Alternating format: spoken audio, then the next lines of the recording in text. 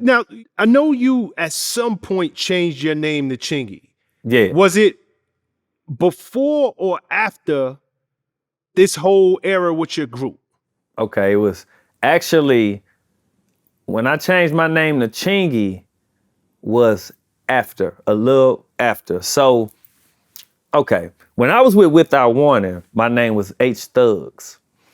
I had a homeboy, one of my brother's homeboys who was my homeboy too, but he used to call me Lil H Thugs. And he said, because I always looked like a thug, he said, nigga, you always got your braids to the back with flannel shirts on and Dickies. He say, nigga, you always just look like a little thug. And you know, I love Bone Thugs and Harmony, so I'll be listening to Bone Thugs and Harmony and shit. And so he called me Lil H Thugs. But I changed it to H Thugsy because I used to like Bugsy Siegel, the gangster. I used to always watch Bugsy Siegel movie, and I used to think I was a little smooth player my damn self. And so mix it with a little street shit, I just called myself H Thugsy. And that was a mixture of H Thugs and Bugsy Siegel and Bugsy. So that carried on, but about 99, that's when I changed my name to Chingy. Now that name came from, I had my homeboy, Justin Misfit, who was in the group, who I was best friends with, his older brother Jamal, who's like my older brother, he used to always say, let's say how you say somebody balling, or you might say somebody wealthy. Well, he used to say they chingy. He used to be like, oh damn, they chingy. Like, you know what I'm saying? Like cha-ching, like money, but. So that was literally his word. That wasn't like that a was word that the whole city used? It was like an inner circle word. Like Okay, this wasn't no shit everybody was saying. This literally was an inner circle word that I heard Jamal saying first. And so I was like, damn, they got a ring to it. I like that shit. I'm finna make that my stage name. And so I just made it my stage name and it just stuck. I felt like it was a good stage name. Nah, it definitely has that stick. Like Chingy, you hear it and you know that name. Yeah.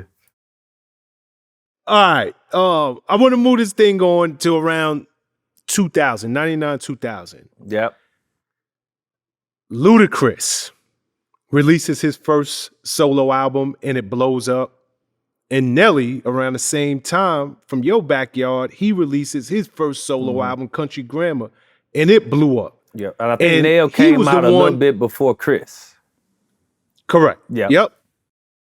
And they came out in the same time frame, I remember. And I remember, you know, we really started to look at that whole St. Louis area. And I bring these two names up because they're significant in your story. Right.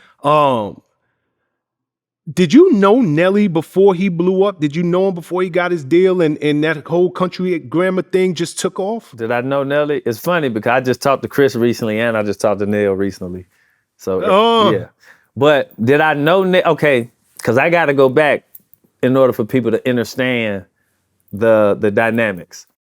Did I know Neil at that time? Okay, well, check this out.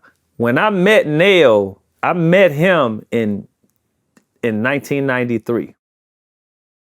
1993, remember when I told you my homeboy Misfit who was in the group with me? Well, Tarboy from Track Boys who produced Jaquan hit single Everybody in the Club Getting Tipsy, he stayed around the corner from Misfit. We used to always be over his house. That was our homeboy. Like we used to roll with him like almost every day. Tarboy from Track Boys. One day we was over his house. These 4 dudes came over there. We used to always be trying to get beats from him. Tarboy used to produce back then. He didn't take it that serious, but he made beats and he rapped. So we would be over Tarboy house trying to get beats from him, and these 4 dudes came over. They were trying to get beats from him and they was rapping. Well, these 4 dudes just so happened to be Nelly, Murphy Lee, Keywan, and City Spud. This was in 93. That's how I met them. Me, Keywan, and City Spud always stayed in contact after that. I didn't really know Nelly. Murphy Lee was cool too. That's Keywan's brother. We didn't stay in contact, but I would see Murph and speak and we chat. But me, Keywan, and City Spud stayed in contact. That Without Warning album, City Spud produced 5 tracks off of that. He produced like 5 tracks. Yeah, we was working together. Okay. But Nelly, I didn't know like that. I just met him that day. And this is when they all rapped fast. Like they was like Bone, like rap like Bone type of rap. They all rapped fast. He hadn't became to that style that he have. He rapped fast at this point. That's when I met Nelly. Over the years, when we was working on it Without, and I'm just going back a little bit so people can get an understanding. I used to be with Spud. I'll be with Spud a lot. And I'll go up to the studio where they would be recording sometimes. And, you know, they'll be in there recording. Nelly didn't know who I was. You know what I'm saying? So he couldn't really say, oh, that was Chingy then, because he didn't know who I was. But I would be up there sometime with Spud, just messing around when they was with D2 and recording at Saints. Fast forward to before Nelly got his deal. Me and Spud was about to start working on my project. Spud just so happens to get locked up and go to jail. If you ever heard Nelly tell a story of how when him and City Spud went to New York, right before the deal and all that to work, then they come back to St. Louis. When Spud came back to St. Louis, me and him would be working together around this time. Like I say, but I don't really know Nelly at this time. But me and Spud would be working together. And Spud used to be like, man, we working on something. And when this shit go through, I'm pulling you in. I'd be like, all right, yeah, all good. Woo. That was my homeboy. But Spud ended up getting locked up. Right when Nelly blew. Got you. When Nelly blew. Spud ended up getting locked up, and then they shot off. But I never really knew. And I'm forgetting, Ali from the St. Lunatics. His younger brother, Ahmad, been my best friend since we was 6. We've been real good friends since we was 6. And so I know Ali too. So this is still, it all is connected.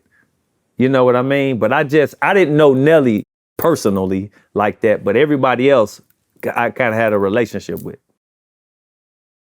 Okay, understood. Okay, thanks for breaking that down. Because, you know, both of those guys, Nelly and Ludacris, yeah, they go on to do numbers. Great things. They make their mark in this hip hop thing. Great things. Just in entertainment and pop culture in general. They killed the game. Yeah. I'm going to tell you something. I don't mean to cut you off, but like I told you, I talked to them. I just talked to them recently. And, you know, I kind of made a vow to, I don't like discussing the beef part of that for real, the previous beef stuff, because it's just a imbalanced energy that I feel that we all let die. I don't mind talking about the situation, but I just don't, because I don't like to shed light on a wound that's closed. Understood. You know what I mean? Understood. Yeah, but no, we can definitely talk about it. I don't mind talking about, you know, how things happen, get with disturbing the peace and a lot of stuff. But yeah, I don't like to talk about the beef side and all of that stuff. That's absolutely fine, brother.